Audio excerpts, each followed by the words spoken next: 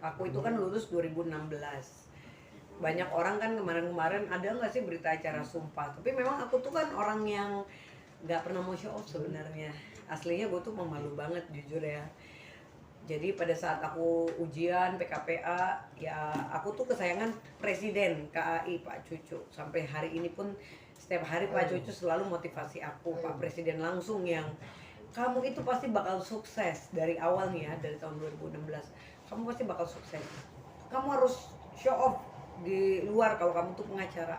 Aduh Pak, aku bilang saya nggak pede ya kan, karena kan ibaratnya gini loh, dunia lawyer ini kan apa ya, dunia hukum ya kan, bener-bener yang straight gitu. Sementara kan aku tipe orang yang suka bercanda, suka humor gitu kan, sebenarnya pemalu gitu. Tapi karena aku mungkin punya attitude yang baik, sehingga aku tuh selalu menghormati seluruh senior aku. Jadi itulah yang membuat aku akhirnya maju. Alhamdulillah sampai hari ini aku juga diminta Pak Presiden untuk menjadi pengurus Kongres Advokat Indonesia untuk DKI Jakarta. Nanti juga akan ada Rakernas di Bali tanggal 30 Mei itu juga besar-besaran. Ya alhamdulillah sekarang kiprah aku diangkat jadi ketua Sri Kandi Laskar Merah Putih.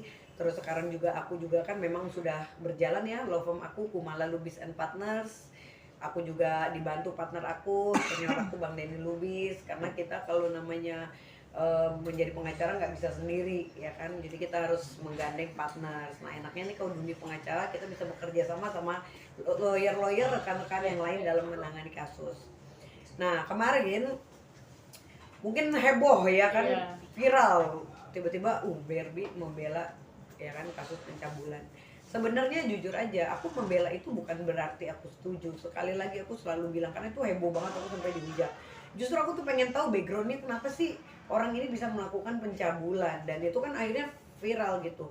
Paling tidak orang tuh harus tahu nih Barbie ini udah sidang gitu loh. Itu satu pesannya. Jadi kan ketika mereka tuh kaget banget ya kan, dan itu ini menjadi atensi. Ternyata sampai ke ke Ibu Wakil Presiden juga sampai memperhatikan gitu. Jadi aku juga ya terima kasih banget ya sekarang ini apapun itu kan aku harus profesional ya kan, siapapun klien aku tetap akan membela gitu, maupun yang salah atau benar, karena memang kita kan dilindungi oleh undang-undang, karena memang profesi pengacara memang harus membela klien apapun itu.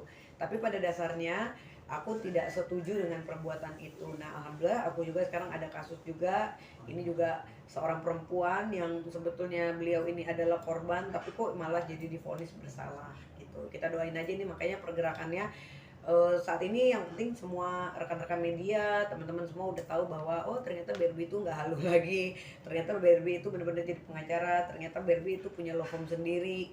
Ya mungkin ini udah saatnya aku publish gitu. Kak Beli mungkin apa harus jadi pengacara seorang pencabulan untuk bisa dapat atensi orang gitu? Sebenarnya enggak juga, karena kasus kan banyak. Jadi gini loh, viral itu kan nggak gampang gitu. Jadi aku tuh tipe orang yang lihat momen gitu loh. Selama ini aku nanganin kasus apa aja orang tetap aja mencibir, ah kasus apa sih lo, nggak ada yang perhatikan. Giliran yang pencabulan baru pecah. Nah pecahnya itulah yang kita harus ambil. Nah itu loh paling tidak orang tahu nih Barbie udah pengacara gitu loh. Tapi yang sekali lagi aku tetap profesional. Ketika seorang Barbie menjadi kuasa hukum ya aku tetap harus membela klien. Tapi ketika aku menjadi Barbie ya aku tetap berbicara dengan santai, bercanda gitu. Jadi ya inilah dua dunia yang berbeda yang nggak semua orang bisa ya kan, apalagi aku seorang perempuan. Makanya selalu Pak Presiden KAI, kamu bakal sukses, kamu bakal hebat. Aku selalu dimotivasi sampai dengan hari ini. Jadi ya alhamdulillah berkat rekan-rekan media, teman-teman partner-partner aku juga, senior-senior aku yang aku sangat hargain.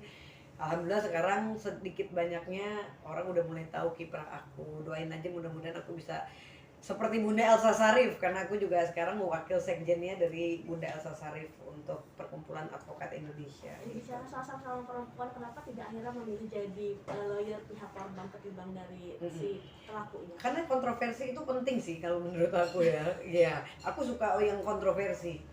Karena apa? Memang kan gini, orang tuh terkenal karena kontroversi. Kalau aku nggak nanganin itu mungkin orang juga siapa sih Barbie, nggak menarik gitu loh. Jadi itulah sisi uniknya aku yang orang tuh nggak bisa. Orang tuh kalau mau kayak Barbie susah, brandingnya gue tuh susah banget. Satu, branding berlian, kita dibilang berlian palsu. kedua bilang advokat, dibilang advokat palsu. Terus apa lagi, dibilang mukanya muka palsu, mukanya plastik, ya kan.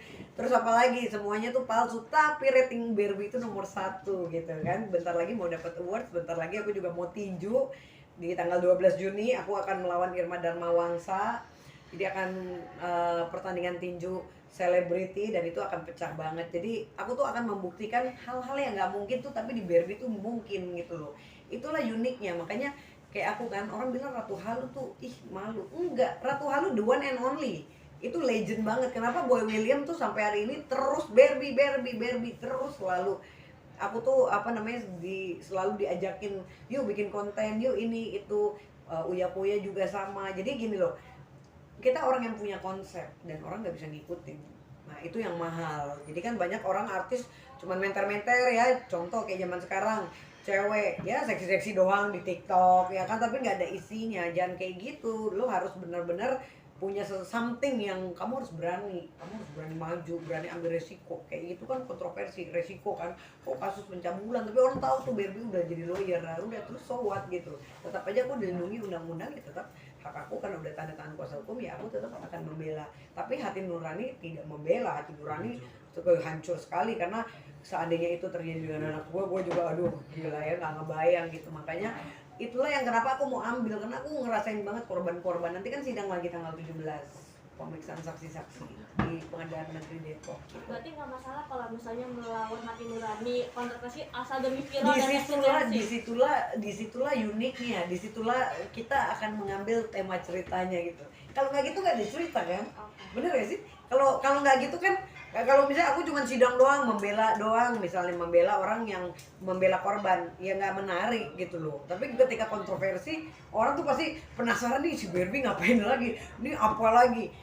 Itulah yang resiko itu yang semua orang tidak akan berani ambil kalau nggak punya nyali. Nah itulah seorang Barbie yang benar-benar ini loh branding gue dan ini loh resiko yang gue tempuh gitu ya. Alhamdulillah aku juga kemarin kan koordinasi juga sama Pak Presiden, Pak aku ngambil kasus ini ya kan, kira-kira gimana, mantap gitu. Jadi aku didukung juga dengan organisasi aku untuk mengambil kasus itu, jadi aku nggak takut gitu loh. Mungkin orang mau hujat aku, tapi di mata Pak Presiden, weh Barbie keren, dahsyat, bisa ambil resiko dan membuktikan gitu. Bapak susah nggak sih maksudnya?